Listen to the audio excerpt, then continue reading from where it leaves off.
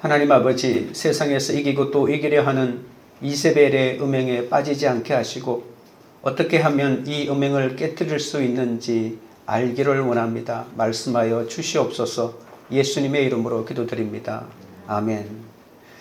얼마 전에 한 형제님이 경상북도 상주시에 위치한 아시아 유일의 카르투시오 봉쇄 수도원에 관련된 영상을 보내주었습니다. 이곳에서는 다양한 국적의 11명의 카르투시오 수사들이 지내고 있었는데요. 이 수도원은 한번 들어가면 평생 밖으로 나올 수가 없는 곳입니다. 이들은 자기에게 주어진 한 평짜리 독방에서 하루 한 끼 식사를 하면서 침묵과 고독과 또 가난한 삶을 선택하며 살아갑니다. 식사하는 모습을 봤는데 반찬이 없더라고요. 맨밥만 먹고 있더라고요. 맨밥 먹고 물 한 모금 마시고 그게 한 끼 식사더라고요. 그들이 하는 일은 조그마한 텃밭에 농사를 짓고 자연 친화적인 노동하고 기도밖에 없었습니다. 그들이 가끔 수도사끼리 대화를 하는데 주로 모기 얘기를 그렇게 많이 하더라고요. 내 방에는 모기가 50마리 있는데 내 친구라고. 또 어떤 사람은 나는 모기가 정말 싫어. 외국인들입니다. 외국인들이 한국어를 배워서. 그리고 조그마한 벌레 얘기들을 하고. 원래 이게 KBS에서 3부작으로 만들어졌는데 지난달에 이것이 다큐멘터리 영화로도 만들어졌더라고요. 봉쇄 수도원. 나중에 한번 보시기 바랍니다. 온전한 그리스도인의 삶은 이런 수도원에서만 가능한 것일까요? 세상의 한가운데에서 과연 그리스도인은 온전한 삶을 살 수 있을까요? 어떻게 하면 믿음과 삶이 하나가 되어 세상과 타협하지 않고 순수하게 거룩을 추구하며 살아갈 수 있을까요? 거룩함이라고 하는 것은 하나님이 우리를 택하신 목적이자 또 그리스도인이 살아야 할 그 방향대로 살아가는 거죠. 세상을 벗어나서 산속에 살면 거룩하게 살 것 같지만 세상 속에서가 아니면 그리스도인이 될 수 없다는 그렇게 주장하는 사람도 있습니다. 그리스도인의 삶이 세상에 불가피한 것이라고는 하지만 세상이 그리스도인의 삶에 도움을 주는 것은 또 아닙니다. 이 세상에는 그리스도의 뜻에 집중하지 못하게 만드는 너무나도 많은 유혹이 있기 때문입니다. 거룩함은 하나님의 말씀에 반하는 세상의 가치와 타협하는 순간에 그것이 사라지고 말거든요. 버가모 교회는 세상의 가르침을 따르고 말씀과 분리된 삶을 사는 것을 회개하라고 지난주에 외쳤죠.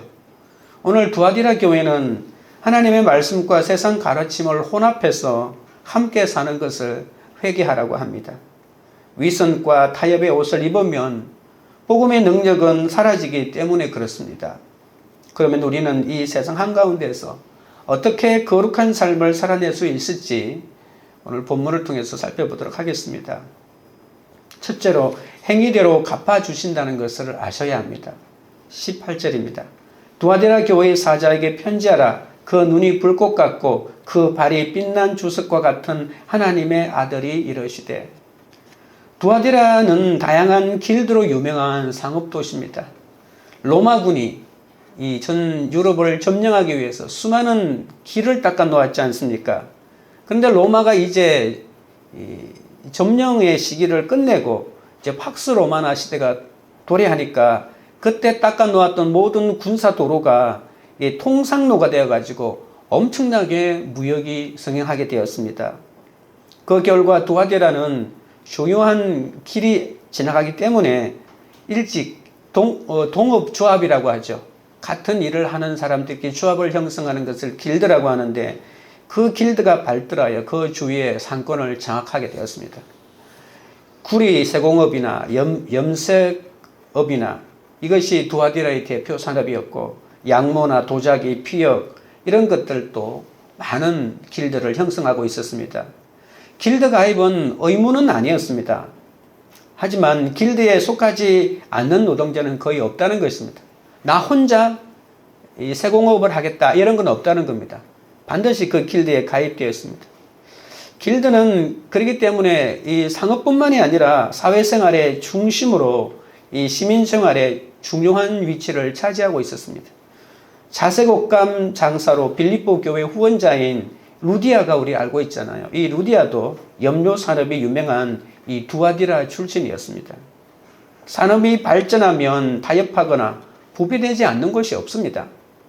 길드는 그런데 자기들만의 수호신이나 또는 수호여신들을 가지고 있었거든요. 그래서 장사를 시작하거나 어떤 중요한 일만 되면 그 수호신에게 제사를 지내고 우상숭배를 하는 겁니다. 각자의 수호신을 섬기는 제사를 지낸 다음에는 여인들과 음탕한 음란의 이 순서까지 가는 이것이 제사의식 속에 있었기 때문에 단순히 그냥 우상숭배에 참여하느냐 안 하느냐의 문제뿐만이 아니라 반드시 음란까지 연결되었다는 것이죠. 두아디라에서 일을 하려면 이 여러 조합 가운데 반드시 한 곳에 가입하고 회원이 되어야 되기 때문에, 그리고 이 조합들은 장사하는 데만 관련된 것이 아니라 그들의 삶마저도 지배했기 때문에 그리스도인은 이럴 수도 없고 저럴 수도 없는 그런 처지에 빠져 있던 것이죠. 길드 조합은 저 사람이 그리스도인이라 할지라도 이 우상숭배 예배에 예외 조항으로 인정해 주지 않습니다. 끊임없이 우상숭배 이 제사 축제에 참여하라고 압력을 집어넣습니다. 그 중에서 최고의 이 두아디라 지역에서는 또 태양신이자 또 제우스의 아들인 아폴로를 섬기는 거대한 신전이 있었습니다. 우리가 이 아시아에 있는 교회를 살피면서 황제 숭배가 많았다고 하잖아요. 근데 이 도시에는 다행스럽게 황제 숭배는 없었습니다. 다양한 주민들이 섞여 있었지만 자기들만이 가지고 있는 우상을 섬겼지만 가장 중요한 이 아폴로 신전이나 이 길드 축제가 그들의 발목을 잡고 있는 우상 숭배였습니다. 만약 길드 축제 참여를 거부하게 되면 신용을 잃을 뿐만이 아니라 직업도 잃어버립니다. 장사를 할 수가 없는 것이죠. 그런데 또 중요한 것은 그리스도께서 말입니다. 이 그리스도인들이 세상에서 마음 놓고 우상 숭배를 하도록 봐주지 않기 때문에 그리스도도 역시 그리스도인의 삶을 지배하기를 원합니다. 그래서 우상 숭배를 조장하고 있는 길드의 책임자들과 또 그리스도와의 이 마찰이 엄청나게 많았던 곳이 두아디라 지역이기도 합니다. 방금 읽었던 18절을 보면 말씀하시는 예수님의 모습을 설명하는데 그 눈이 불꽃 같고 그 발은 빛난 주석과 같은 하나님의 아들이라고 하십니다. 빛난 주석이라고 하는 것은 두아디라 도시의 핵심 길드 가운데 하나인 이 구리와 아연의 합금을 말하는 거죠. 두아디라에 주둔한 군대를 위해서 지역 길드에서 제조한 이런 순전하고 단련된 노쇠를 말합니다. 주석이라고도 하죠. 이 주석으로 만든 발은 얼마나 견고한지 어디든지 갈 수 있는 그런 발입니다. 예수님은 또한 불꽃 같은 눈을 가지고 계셔서 꿰뚫어 보는 통찰력으로 못 보는 것이 없다고 하십니다. 그런데 교회 안에서 기성을 부리는 이세벨의 음행을 주님은 불꽃 같은 눈으로 이글거리면서 꿰뚫어 보고 계시다는 거죠. 대충 살피는 것이 아닙니다. 우리가 물건을 사러 갈 때 물건을 대충 눈대중으로 보는 것 같은 그렇게 살피는 것이 아니라 참인지 가짜인지 뚫어지게 살핀다는 것이죠. 세상과 타협하고 세상이 주는 달콤함에 부패되어가는 두아디라는 이러한 죄질이 너무나도 무겁기 때문에 불꽃 같은 눈으로 살피는 주님의 눈을 피할 수가 없었고, 만약에 주님의 눈에 걸리면 이 빛난 주석 같은 발로 짓밟으니까 살아남을 자가 없는 것입니다. 주님은 마치 말에 올라타 양달 가진 전투용 도끼를 휘두르는 하나님의 전사의 모습으로 이렇게 심판자로 하나님의 뜻대로 살지 못하는 자들을 살피고 있다는 것이죠. 두아디라 교회에 편지하시는 주님은 또한 하나님의 아들이라고 합니다. 두아디라는 제우스의 아들 아폴로, 이 아폴로를 섬기는 사람들을 제압하기 위해서 특별히 하나님의 아들이다라고 이 이름으로 오시는 거죠. 그 도시의 수호신인 이 아폴로를 숭배하는 것이 잘못됐고, 진짜 하나님의 아들은 아폴로가 아니라 바로 예수 그리스도라고 하는 것을 알리기 위해서 이 부활의 예수님, 하나님의 아들이라는 이름으로 두아디라 교회에 나타난 겁니다. 19절입니다. 내가 내 사업과 사랑과 믿음과 섬김과 인내를 아노니 내 나중 행위가 처음 것보다 많도다. 주님은 나중 행위가 처음 행위보다 많다고 하시면서 네 가지를 칭찬하시죠. 심각한 경고를 하시기 전에 주님은 항상 칭찬부터 하십니다. 동기를 부여하는 힘인 사랑과 믿음과 또 그 힘의 결과인 섬김과 인내를 칭찬하십니다. 사랑은 에베소 교회가 처음 사랑이 없었지만 이 두아디라 교회는 이 하나님과 타인에 대한 사랑이 충만했다고 합니다. 같은 비슷한 지역의 교회지만 이렇게 칭찬과 책망이 이렇게 반대로 나타납니다. 사랑은 진실로 하나님의 자녀가 지닌 최고의 성품입니다. 요한계시록에서는 이 사랑보다 믿음이 더 중요하게 다뤄지고 있습니다. 믿음은 이 세상에서 하나님을 더 신뢰하는 것이고 무엇보다 이교도들의 압박과 압력 속에서 충성스럽게 인내하기 위해서는 이 믿음이 정말 절대적으로 필요하기 때문에 믿음을 더 강조할 수밖에 없는 것이죠. 섬김은 적극적으로 다른 사람에게 관심과 도움을 베푸는 자비로운 봉사와 헌신이잖아요. 자신에게 책임감이 없어도 보살피고 돕는 종이나 어머니처럼 자기 입맛을 따지지 않고 상대방 처지에서 항상 생각하는 것이 섬김입니다. 그런데 두아디라 교회는 이 믿음을 지키고자 경제적인 손실을 무릅쓰고 인내하는데 이것을 주님께서 아신다고 하는 거죠.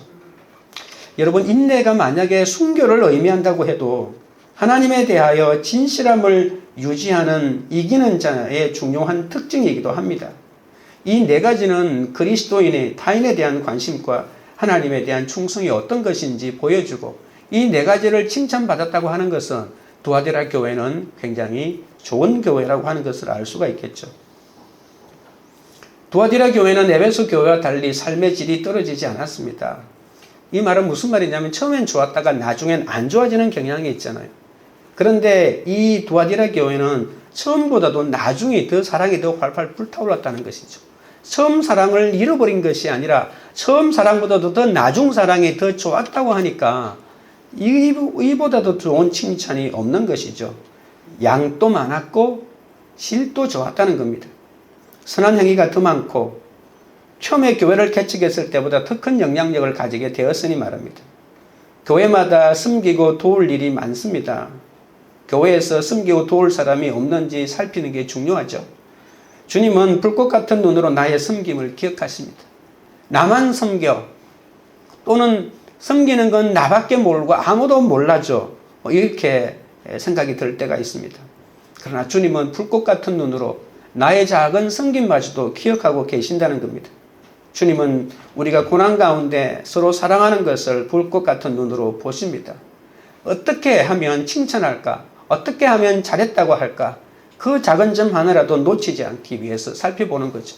심판을 위해서 우리의 어떤 부족한 것이 있는지도 살피는 반면에 하나님은 또한 우리가 어떤 마음으로 섬기고 다른 사람을 높여주는지를 보고 계신다는 겁니다. 적용 질문 드립니다. 나를 불꽃 같은 눈으로 지켜보시는 하나님의 시선을 느끼며 살아갑니까? 봉사를 하면서 어떤 때에 시험이 듭니까? 그 마음까지도 하나님께서 불꽃 같은 눈으로 지켜보며 위로하신다는 사실을 믿습니까? 둘째는 이세벨과 타협해서는 안 됩니다. 20절입니다. 그러나 내게 책망할 일이 있노라. 자칭 선지자라 하는 여자 이세벨을 내가 용납함이니 그가 내 종들을 가르쳐 꿰어 행음하게 하고 우상의 제물을 먹게 하는도다. 주님은 두아디라 교회가 이단을 용납한 것을 책망하십니다. 두아디라 교회에 들어온 이단의 지도자가 이름을 밝히고 있는데 바로 이세벨입니다. 여러분, 역사적인 이세벨은 북이스라엘을 계획적으로 바알 숭배와 마술로 이끈 페니키아 출신이자 아합 왕의 아내였죠. 이세벨은 이스라엘 역사에서 가장 악명 높은 악녀였습니다. 이세벨이라는 이름의 뜻은 순수한, 순결한 이런 뜻입니다. 그런데 그의 성품과 행동이 얼마나 그 이름과 걸맞지 않는지 모릅니다.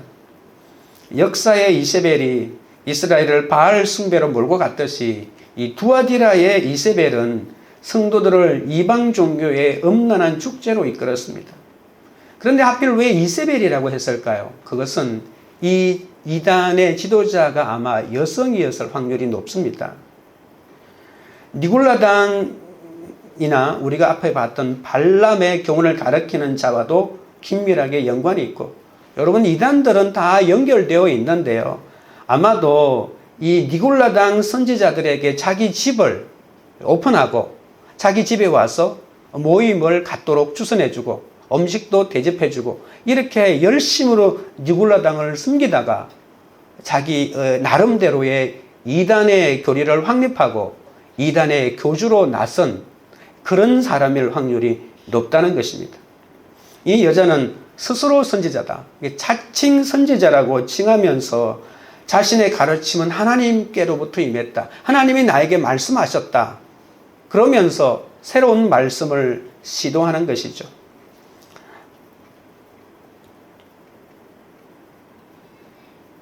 자신의 가르침은, 근데 이 이세벨이 가르칠 때 아주 조직적이거나 공식적인 이런 교리나 체계적으로 만드는 그런 가르침은 아니었을 것입니다. 일종의 예언 사역일 확률이 많습니다. 하나님께서 나에게 예언을 주셨다고 하면서 예언 사역을 통해 가지고 사람들을 끌어들이고 어떤 일을 시키는 거죠. 그런데 두아디라 교회는 이런 이세벨을 용납했고 한 걸음 더 나아가서 지지까지 했다는 것입니다. 이세벨의 치명적인 교훈에 적극적으로 반대하지 않았다는 거죠. 여러분, 이 특징이 이세벨이 이 교회 안에 들어와서 자신의 입지를 굳혀갔다라고 하는 것은 끝으로는 기독교의 교리와 기독교의 교훈을 말하는 것 같으면서도 조금씩 다른 그러한 말을 하기 시작했다고 볼 수가 있습니다. 에베소 교회는 정통신앙을 유지하는 데는 아주 뛰어났지 않았습니까? 참인지 거짓인지 골라내는 데는 탁월했죠. 그러다가 처음 사랑은 버렸지만 두아디라 교회는 처음 사랑은 그렇게 기가 막히게 유지하고 더 많은 사랑으로 사랑의 질을 높여갔지만 이 정통신앙을 버릴 수밖에 없었습니다. 가만히 들어온 이 이단의 이 우두머리인 이 이세벨이 처음에는 교회에 열심으로 봉사하고 헌신하다가 교회의 방침과 달리 자기 집에 니골라당의 이단들을 대접하다가 니골라당의 교훈을 자기가 받아가지고 자기만의 주장을 하기 시작했던 것이죠. 두아디라 교회는 많은 칭찬을 받은 교회인데도 이렇게 이단을 용납하는 순간에 하루아침에 초토화되고 말았습니다. 택한 자는 반드시 이단에 갈 수가 없습니다. 그러나 사람의 욕심이 얼마나 많은지 그 욕심 때문에 미혹에 들어가기 때문에 이단에 빠질 수밖에 없죠. 아까 두아디라에서 길드는 생계의 필수품이라고 했잖아요. 그리고 길드 조직원들과 긴밀한 관계를 맺고 조합원 자격을 계속 유지하는 것이 중요합니다. 이 조합원 자격을 계속 유지하려면 이 조합원의 축제, 정기적으로 그런 축제를 열었을 것입니다. 이런 축제에 빠지게 되면 조합은 이 자격이 아마도 상실되었던 것 같습니다. 그들은 그리스도인이라도 예외 규정을 두지 않는다고 했기 때문에 그들은 참 신앙생활을 지켜내기가 힘들었을 것이고, 아마도 오늘 본문에 나와 있는 것대로 내 종들을 꿰어놨다라고 하는 이 말로 내가 신앙을 지켜야 될 것인가 아니면 길드에 참여할 것인가 이렇게 갈등하는 사람들에게 해결책을 제시해 줬을 확률이 많습니다. 내가 어떻게 해야 되지? 내가 예배를 드려야 되나?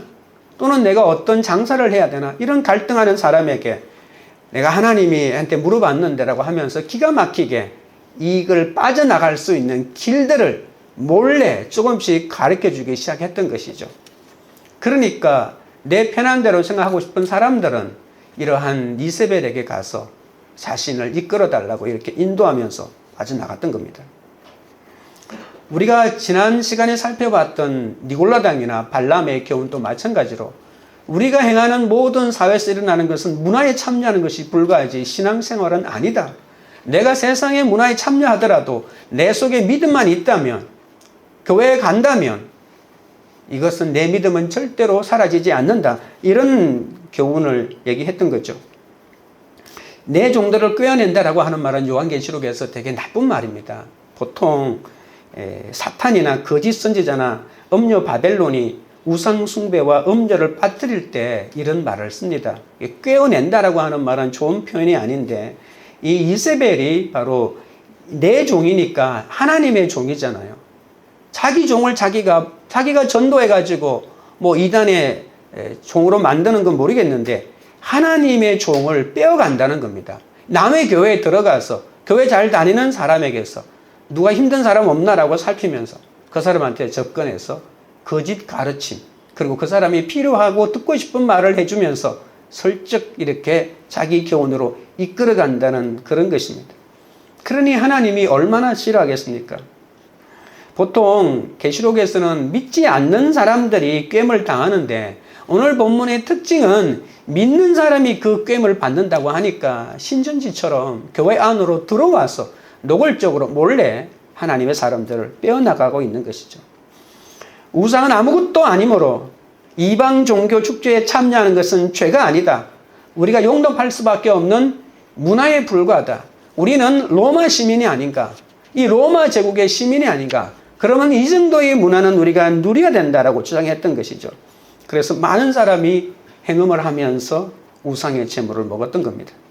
이세벨은 자신은 성령의 권세로 일한다고 주장하면서 하나님의 종들을 이단으로 꿰어내어서 사탄의 종노릇을 하게 만들었던 것이죠. 이세벨의 꿰에 넘어가지 않으려면 가르침을 잘 받는 길밖에 없죠. 이것밖에 없습니다. 내가 스스로 어느 정도는 분별할 수 있는 생각이 들어야 되죠. 내 욕심에 이끌려가지고 내가 하고 싶은 말을 하고 싶은 일을 옳다고 말해주는, 해도 된다고 말해주는 그 사람의 말을 따라갈 때도 내가 옳고 그름에 대한 성경에 대한 진리가 분명히 써 있다면 분별할 수 있지 않을까요? 아합이 아내 이세벨에게 충동되었듯이 내가 가지고 싶고 이루고 싶은 것을 다 갖춘 이세벨을 보면 너무 부럽기 때문에 충동이 안 될 수가 없다는 것입니다. 여러분, 정말 찌질이 못난 사람이 나 앞에 나타나서 이렇게 해, 그러면 잘 때 이렇게 말하면 안 넘어가겠죠. 그런데 내가 되고 싶은 거 다 가지고 있는 사람이 나타난 거예요. 내가 올라가고 싶은 자리에 올라간 사람이 그 방법을 처방이라고 내한테 알려주는 거예요. 그리고 끝으로 보니까 많은 사람에게 신앙 좋다고 이름까지 듣고 있는데, 그리고 교회 안에서의 많은 신앙의 어떤 위치에도 올라가 있는 사람이 돈도 많고 자식들도 잘 되고 부자고 뭐 이런 갖추고 있는 거 다 갖추고 있으니 내가 어떻게 안 넘어갈 수가 있겠습니까? 비법을 알려준다고 하는데 굉장한 헌신에 열심인 두아디라 교회도 넘어질 정도인데 성경의 가치관을 우습게 여기고 성공신앙 아니면 표적신앙을 부추기니까 이세벨의 꾀임에 넘어간 것입니다. 나는 안 넘어가. 이런 거 없다니까요. 넘어갈 수밖에 없습니다. 21절입니다. 또 내가 그에게 회개할 기회를 주었으되 자기의 여명을 회개하고자 하지 아니하는도다. 우상숭배에 빠진 두아디라 교회에게 회개할 기회를 주었지만 그들이 거절했다고 합니다. 두아디라 교회 중에 이런 교훈에 빠진 사람이 예수님이 나타나서 올바른 말씀을 해줘도 난 잘못이 없다, 이게 바른 길이다 라고 하는 것이죠. 회개는 하나님이 주실 수 있는 유일한 선물이잖아요. 그리고 삶을 변화시킬 수 있는 기회이기도 합니다. 이세벨에게도 한 3번의 회개할 기회가 있었습니다. 한 번은 3년 반 동안 비가 안 왔죠. 이스라엘에 비가 안 왔습니다. 아합 자기 남편이 다스릴 때.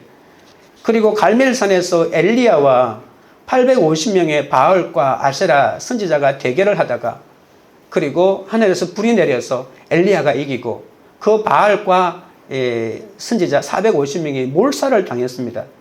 그때도 회개하지 않았습니다. 그리고 엘리야의 기도로 극적으로 비가 내리기 시작했죠. 기도로 비가 내리기 시작하는 기적을 보았음에도 회개하지 않았습니다. 사탄에 속한 사람은 절대로 회개하지 않고 거절하고 처참한 저주를 당합니다. 우리가 죽을지언정 회개하지 않습니다. 우리는 어떤 순간에도 나에게 찾아온 회개의 기회를 놓쳐서는 안 됩니다. 여러분, 우리는 잘못될 수 있잖아요. 그러나 우리가 잘못하는 것보다도 더 중요한 것은 회개하는 것입니다. 회개할 기회를 주시면 산책을 하거나 차를 타고 가다가도 용서해 달라고 기도하는 거죠. 그래야 그 죄가 용서를 받습니다. 회개할 시간이 지나가면 반드시 심판이 있기 때문입니다. 22절부터 23절입니다. 볼지어다 내가 그를 침상에 던질 터이요 또 그와 더불어 간음하는 자들도 만일 그의 행위를 회개하지 아니하면 큰 환난 가운데에 던지고 또 내가 사망으로 그의 자녀를 죽이리니 모든 교회가 나는 사람의 뜻과 마음을 살피는 자인 줄 알지라. 내가 너희 각 사람의 행위대로 갚아주리라.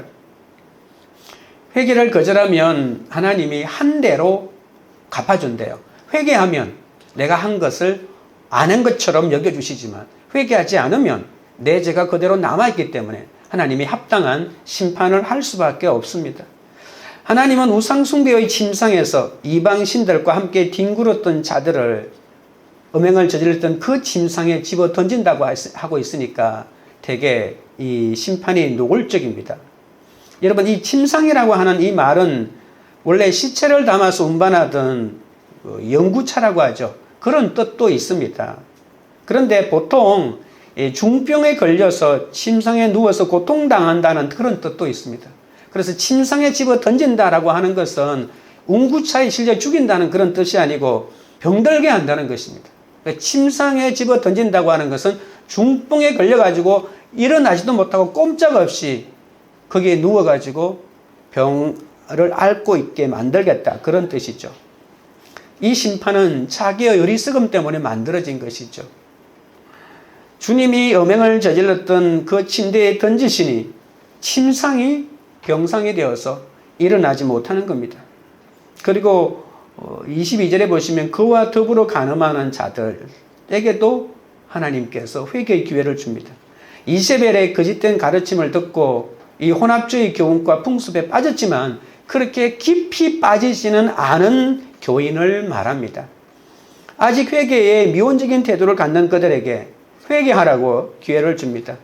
그런데 회개하여 이세벨로부터 완전히 돌아서고 다시는 이세벨의 그 가르침을 따라가지 않고 하나님에게 돌아오면 용서해 주시겠지만 만약에 이세벨에게서 완전히 돌아서지 않는다면 어떻게 될까요?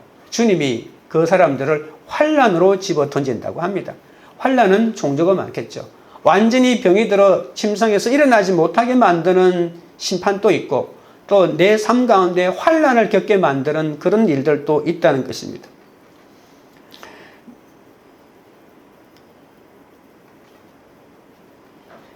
그런데 세 번째 부류도 설명하고 있습니다. 23절에 보시면 그의 자녀를 죽이리니 라고 하는데 이 자녀는 이세벨의 육적 자녀를 말하는 것이 아닙니다.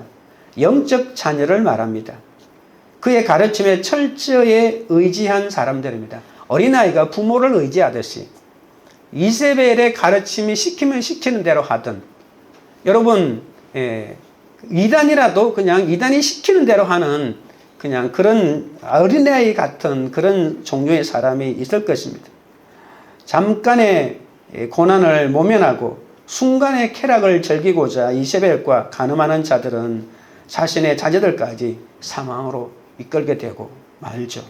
이세벨과 그의 추종자들에게 주어진 형벌은 처음에는 질병에 던지고 다음에는 환난에 던지고 그리고 다음에 그 자녀들은 죽음에 던져버린다고 하니까 어느 게 더 약한 심판이고 어느 게 더 중한 심판인지 가늠하기 힘듭니다.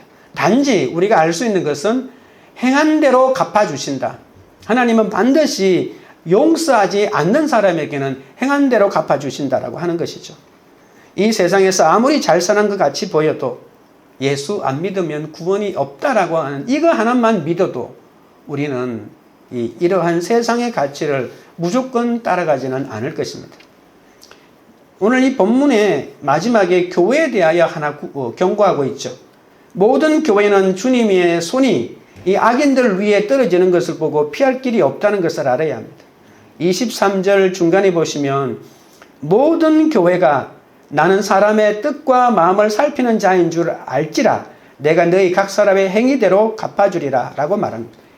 내가 악을 저질러 놓고 심판을 안 받을 사람이 없다는 것입니다. 악을 저지른 사람은 악의 대가를 받고 선한 일을 한 사람은 선한 일의 대가를 받지 내가 악을 저질러 놓고도 하나님의 심판을 피할 수 있는 사람이 없는 것이죠. 하나님은 존재의 가장 깊은 곳까지 다 벌거벗길 정도로 정밀하게 탐사하시는 분이시기 때문에 이 하나님의 눈길에서 피할 수가 없습니다. 또한 하나님은 정서와 감정의 자리인 심정과 회부를 시험하시고 또 지성과 생각의 자리도 꿰뚫고 계십니다. 교회마다 심판이 자신에게 임하지 않도록 영적 상태를 점검해야 한다는 말입니다. 하나님은 그 행위대로 갚아주시는데 이 행위라고 하는 것은 겉으로 드러난 행동도 행위고 또 내 마음의 내적인 생각도 다 포함된다는 거죠. 하나님이 당신의 백성들과 이렇게 언약을 맺으면서 이렇게 살아라라고 하는 삶의 규칙까지도 정해주었죠.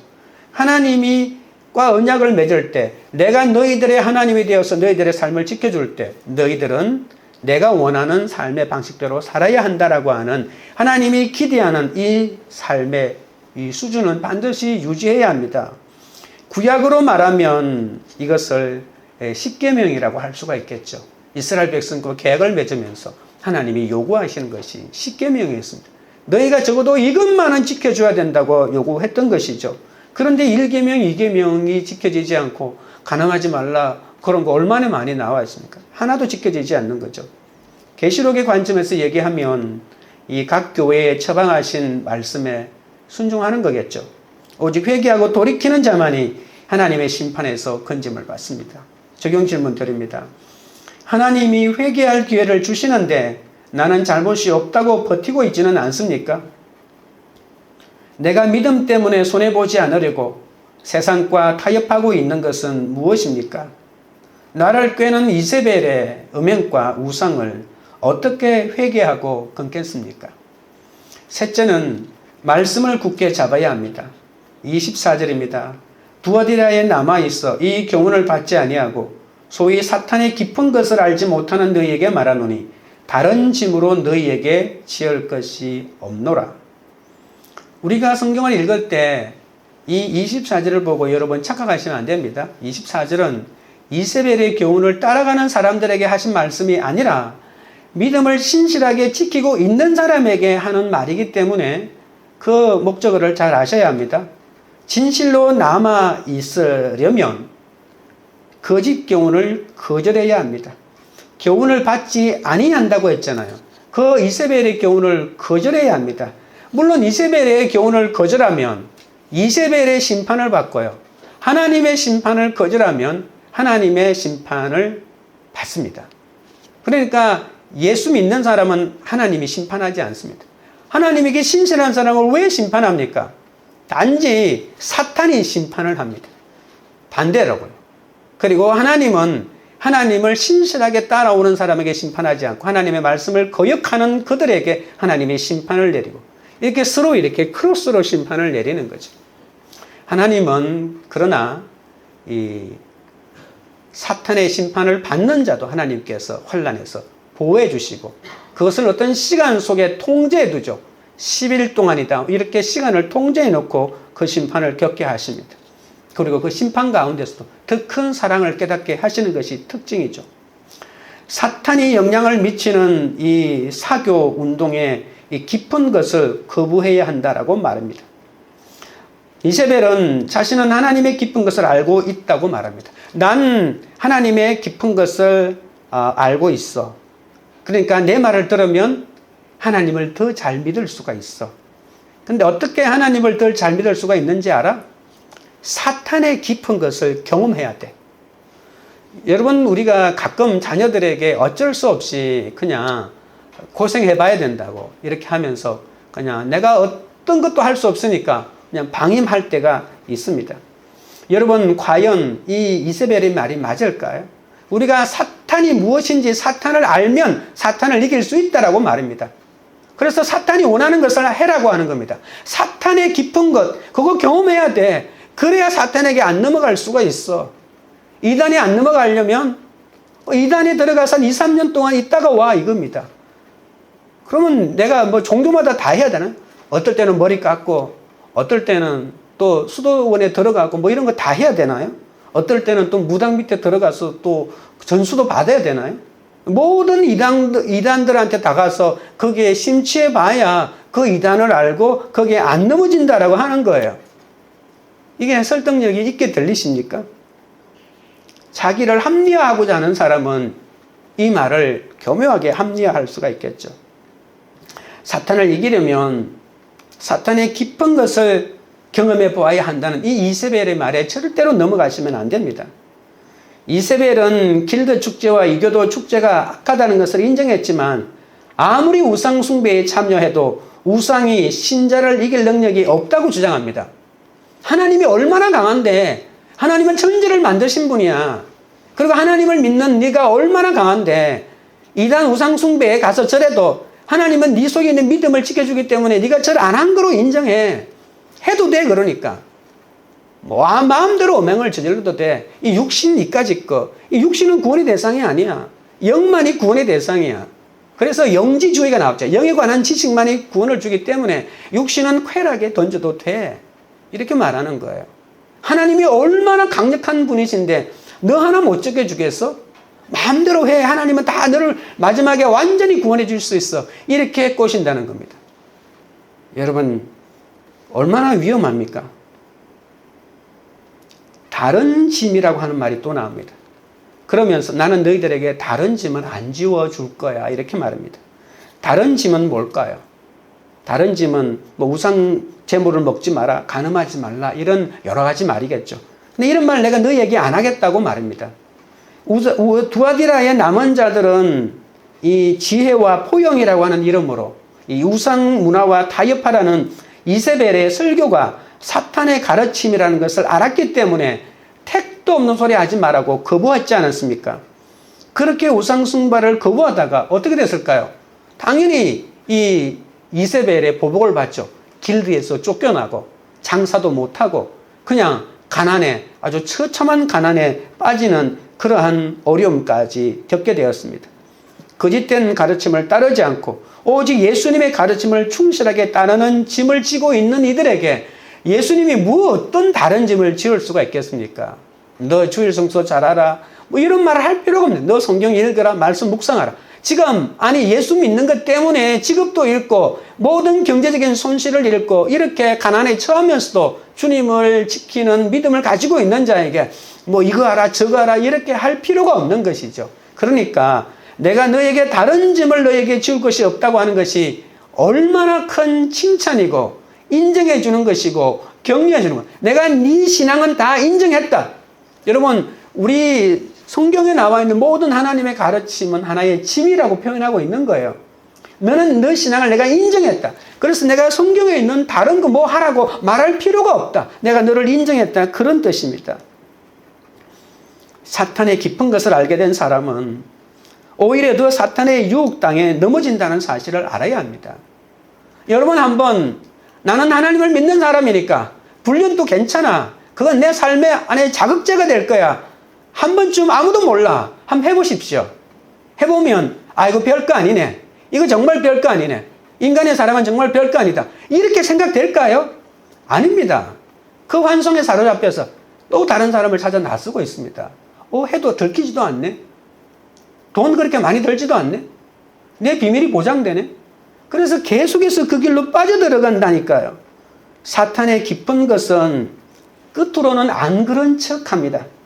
온갖 신비주의, 점술, 환생, 기복주의에 빠져가지고 비로는 점을 보러 다닙니다. 제가 시골 마을에 있을 때 결혼 안 한 노처녀. 그러니까 그때는 한 20대 후반만 돼도 결혼 안 한 노처녀 취급을 받던 아주 오래전 얘기에 제가 아는 그 동네에 사는 그런 아가씨들이 보통 이제 주일만 되면 점 보러 다니더라고요. 온 전국에 유명하다는 점집은 다 찾아다니더라고요. 그래서 이제 친구랑 같이 가더라고요. 거기에 가면 뭐 하는지 나중에 한번 들어봤는데, 복채를 주긴 하지만 한 30분 정도 이렇게 대화를 한다고 하더라고요. 일종의 보니까 상담이더라고요. 그냥 푸념을 들어주고, 그냥 아무 근거도 없는 그냥 위로를 던지는 그 얘기를 들으러 다니는 거예요. 그러면서 내 인생에는 백마탄 왕자가 있어.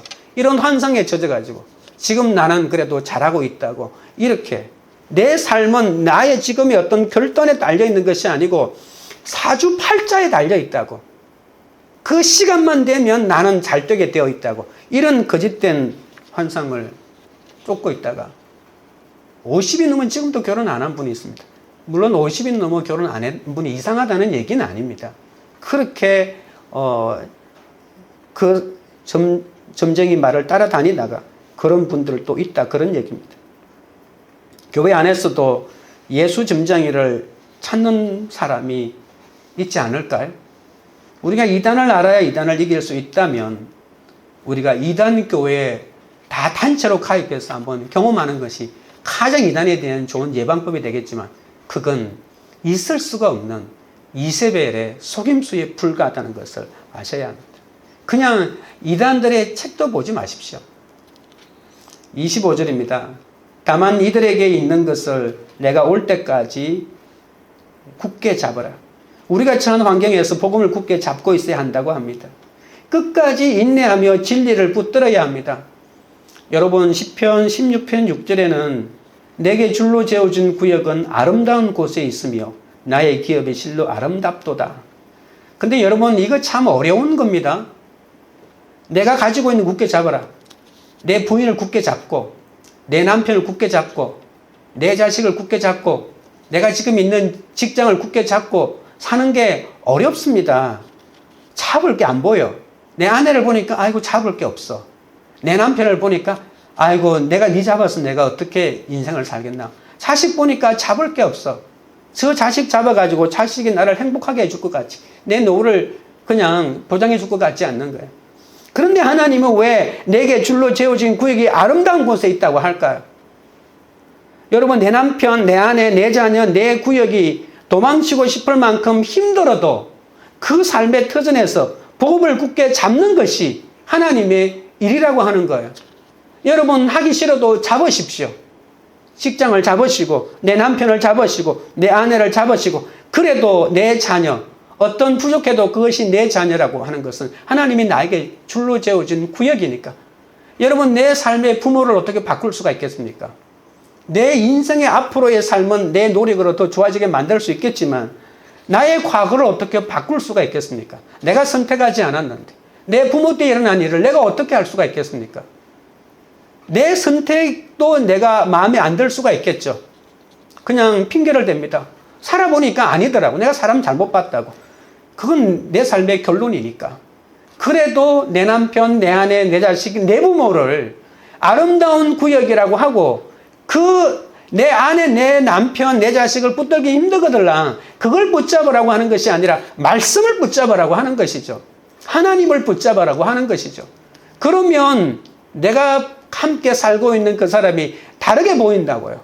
하나님이 나한테 허락한 사람이구나. 내 잘못과 내 부족을 보라고 하나님이 나에게 열기가 얼마나 많은지, 내가 세상 욕심이 얼마나 많은지 보라고 하나님께서 그렇게 주셨구나라고 하는 것을 비로소 깨닫게 되는 영역이 있다는 것입니다. 이세벨의 교훈을 따르지 않고 세상과 타협하지 않으면 주의를 지키고 예배드리기에 힘쓰는 것 자체가 하나님의 일입니다. 여러분, 하나님이 주의를 열심히 지키려고 하는 너에게 내가 다른 짐 지우지 않을게 이렇게 말합니다. 내가 믿음대로 살려고 하면서 나에게는 주의를 예배 지키는 것이 엄청난 결단이고 어떤 헌신이라고 하는 사람에게 하나님이 더 다른 짐을 지어주지 않습니다. 다른 것은 하나님 보살펴 주십니다. 지켜주십니다. 이렇게 예배를 지키는 것만으로도 너무나도 큰 짐이기 때문에 하나님이 다른 짐을 안 주시는 거죠. 여러분, 십계명에도 안식일을 뭐 하라고 했죠? 지키라고 했잖아요. 안식일을 또 지키는 거예요. 오염으로부터, 세상의 타락으로부터 지켜내는 겁니다. 여러분, 이 안식일은 우리가 이 샤마르라고 하는 이 말은 이 군인이 자기의 쳐들어오는 적군으로부터 내가 살고 있는 이 성을 지켜내듯이 이렇게 내 목숨을 걸고 지켜내는 것이라고 말하고 있다는 거예요. 하나님이 나에게, 여러분 창세기 이 2장의 1절에 보면 하나님이 제일 처음으로 이 창세기뿐만이 아니고 성경 가운데 가장 하나님이 처음으로 거룩하게 한 것이 무엇인지 아십니까?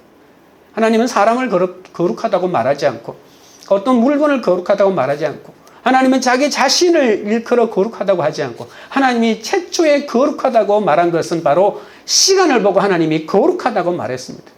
하나님이 마지막 천지 창조를 6일 동안에 하시고 7일째 되는 날, 이 날을 하나님이 구별하셔서 거룩하다라고 이렇게 시간을 일컬어서 거룩하다고 하면서 그 시간을 지켜라, 거룩하게 지켜내라고 이렇게 말하고 있는 것입니다. 그래서 내가 만약에 내가 어떤 삶의 형편에 처해가지고 교회에 못 갈 때가 있잖아요. 교회를 가고 못 가고 이 문제로 또 뛰어넘는 거예요. 내가 안식일을 거룩하게 지키는 것은요. 교회를 가도 그냥 마지못해 가는 것하고 교회를 못 가도 신실하게 내 삶의 현장에서 내 믿음을 고백하는 것하고 하나님이 어느 걸 더 인정해 주시겠습니까? 그렇다고 나오지 말라는 것은 아닙니다. 우리는 고난을 안 당하고 세상에서 성공하려고 하기 때문에 이세벨을 따르고 또 세상과 타협하면 정말 생각지도 않는 짐을 진다는 사실을 알아야 합니다. 이세벨을 따르면 이세벨이 내 앞길을 탄탄대로로 만들어줄 것 같습니까? 여러분 요한계시록에서 말하고 있는 이 사탄은 자기를 따르는 자에게 나중에 공격하고 죽이는 아주 악랄한 일을 벌입니다. 하나님은 자기를 따르는 자를 끝까지 지켜주시지만 사탄은 자기를 따르는 자를 끝까지 안 지켜줍니다. 자기의 이익을 위해서 오히려 총알바지로 사용하고 맙니다. 우리가 이세벨을 따른다고 그러면서 행복해질 거라고 세상과 타협하면 우리가 생각하지 못한 하나님이 지어진 짐을 지게 되는 것이죠. 심상에 던져져 환란이 오고 사망이 역사하게 되는 거죠. 세상에서 성공하는 것도 하나님이 허락하시는 것입니다. 여러분, 고대 이스라엘 사람들은 바알이라고 하는 그 신앙을 발견하게 되고 농사의 신이잖아요. 바알은 농사를 잘 되게 해주는 신이다. 하나님은 이 유목민의 신이었기 때문에 적군으로부터 보호해 준다고 하는 것이 가장 첫 번째 신의 역할이었지만 가나안 땅에 정착해 보니까 이 바알이라고 하는 신은 풍요의 신이고 농사가 잘 되게 해주는 이런 신이기 때문에 이제 우리는 이 농사를 짓는 이 목축에서 농사를 짓는 이 업종 변경을 하는 이 국가의 대사를 앞두고 우리는 바알을 믿어야 되겠다고 이렇게 생각을 많이 하게 됩니다. 그래서 호세아 1장에 보면 그렇게 하나님을 버리고 바알에게로 막 달려가는 사람들에게 하나님이 한마디 외치죠.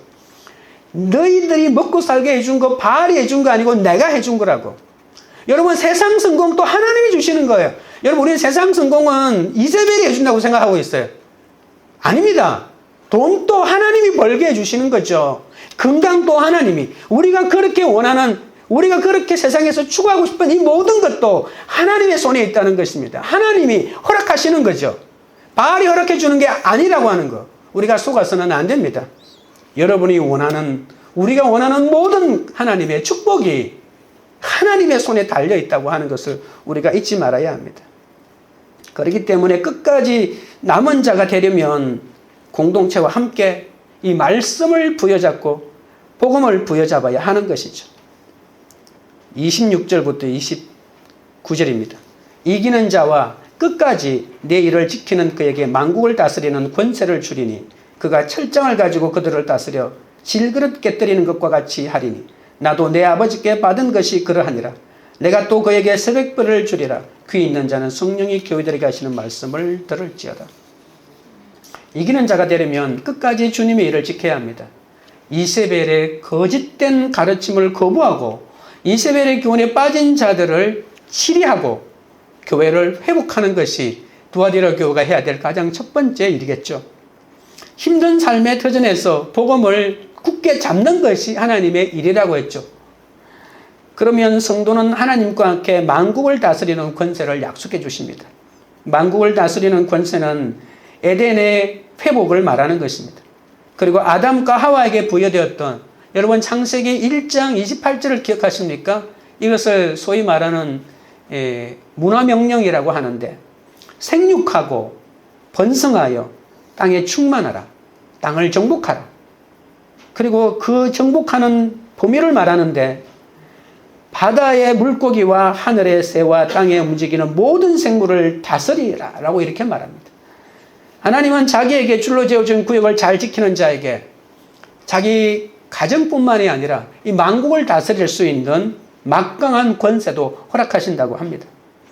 또한 숨은 어둠을 드러내고 말씀으로 쳐서 깨뜨리는 철저한 권세를 주신다는 겁니다. 여러분, 이 철장으로 뭘 할까요? 철장으로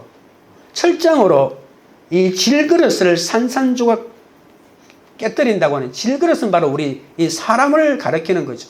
질그릇을 깨뜨리면 이 질그릇 속에 복음이 들어가는 것 아닙니까? 그리고 이 사탄의 세력을 깨뜨릴 수 있는 권세를 하나님은 왜 주셨겠습니까? 주님은 새벽별도 주신다고 하십니다. 새벽별은 예수 그리스도를 뜻합니다. 요한계시록 22장 16절에 보면 나 예수는 땡땡땡땡 광명한 새벽별이다 이렇게 말하고 있습니다. 그러니까 새벽별, 그것도 광명한 새벽별은 바로 예수님을 가리키는 거죠. 예수님 주겠다라고 하는 거예요. 여러분, 하나님이 우리에게 예수님을 주겠다는 것이 무슨 말입니까? 예수님 자신을 상급으로 주셔서 반짝반짝 빛나게 만드는 새벽의 영롱한 별처럼 만들어가지고 하나님의 왕권으로 우리에게 하실 일이 있다는 것입니다. 주님은 우리와 영원히 함께 하신다고 말했죠. 마태복음 1장에도 보면 예수님의 이름을 별명으로 이렇게 얘기합니다. 임마누엘이라고 합니다. 하나님이 우리와 함께 하신다. 그리고 마태복음 제일 마지막 장 마지막 절 28장 20절에도 보면 내가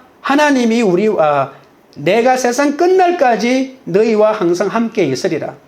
주님을 우리에게 주시고 내가 함께 있겠다고 말씀하시고, 그리고 마지막에 내가 세상 끝날까지 너희와 항상 함께 있겠다. 왜 하나님 우리와 함께 있죠? 왜 우리에게 예수님을 주셨죠? 세상 사람을 구원하라고. 이것 때문에 우리에게 하나님이 권세를 주신 거예요. 그러니까 엄밀하게 말하면 두아디라 교회에게 선교하라, 전도하라고 이렇게 명령 주신 거 아닐까요? 선교하지 않으니까 계속 이렇게 우상하게 빠져드는 거 아닐까요? 그러니까 교회에 모였던 이 영향을 분출할 곳이 없는 거예요.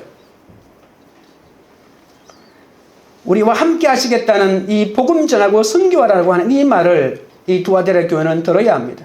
어둠이 짙어가는 세상을 향해서 빛을 비추고 사탄의 세력에 저항하고 항전하라는 말입니다. 새벽별이신 주님은 내가 이 세상 어둠을 밝힌 것처럼 너희들은 아무리 약해 보여도 이 어두운 세상을 비출 수 있다고 말씀하시는 거죠. 음행의 죄는 철장으로 깨뜨려야 합니다. 복음으로 깊이 들어가면 음행은 하나님이 싫어한 죄라고 하십니다. 사탄의 깊은 곳에 들어가면 음행은 이건 흔적이 남지 않아. 아무도 몰라. 남편도 모르고 아내도 몰라. 아무도 몰라. 하나님은 나 혼자 마음속으로 불타는 음욕마저도 아신다고 합니다.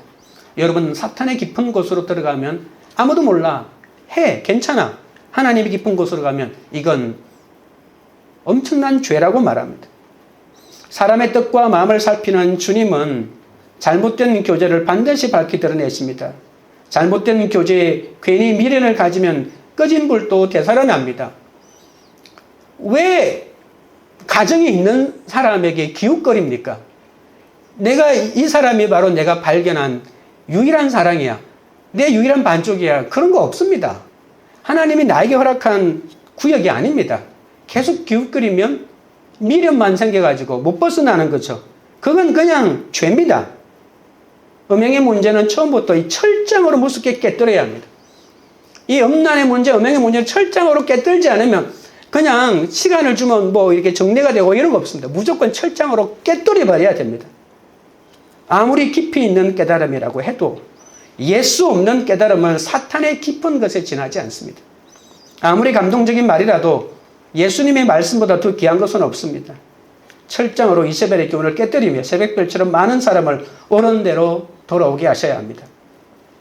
하나님은 너무나 안타까워서 만국을 깨뜨리는 철장 권세로 이런 음행을 깨뜨리라고 하시는데, 이렇게 우리가 내 죄를 고백하고 나의 아픔을 드러낼 수 있는, 내 수치를 드러낼 수 있는 그런 공동체가 있다는 것이 얼마나 중요한지 모르겠습니다.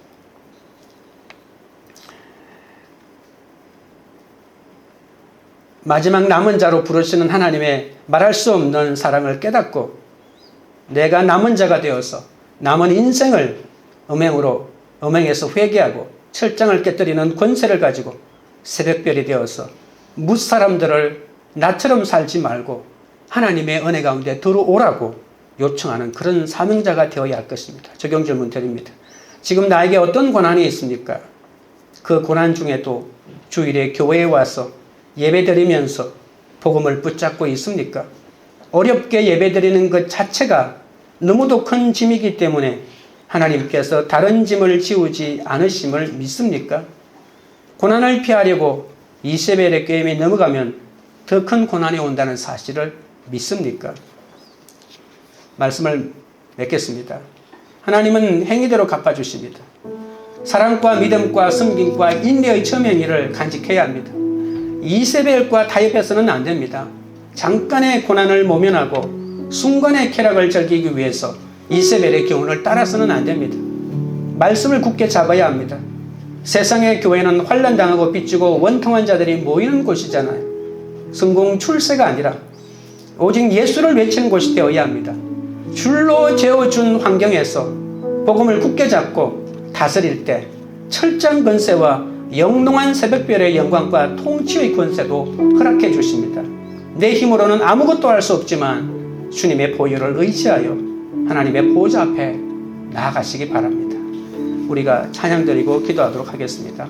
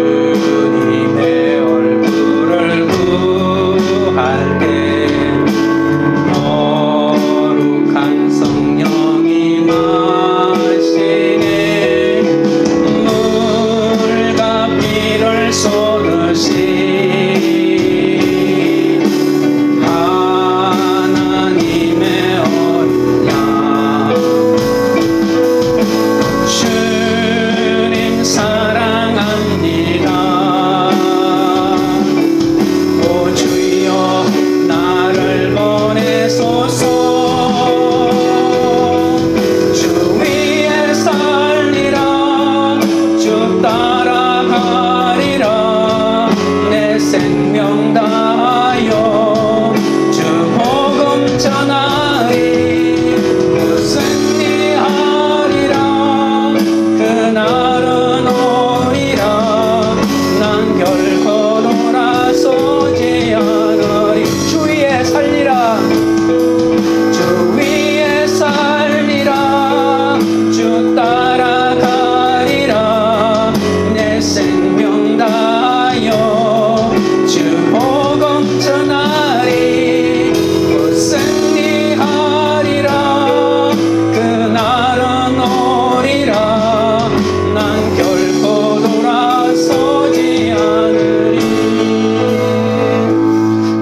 기도하실 때 마지막 때에는 영적으로 혼란한 시대를 살아갈수록 나를 불꽃 같은 눈으로 지켜보시는 하나님의 시선을 느끼며 살아가게 해달라고 기도하시고, 봉사를 하면서 시험에 들지 않게 해달라고 기도하겠습니다.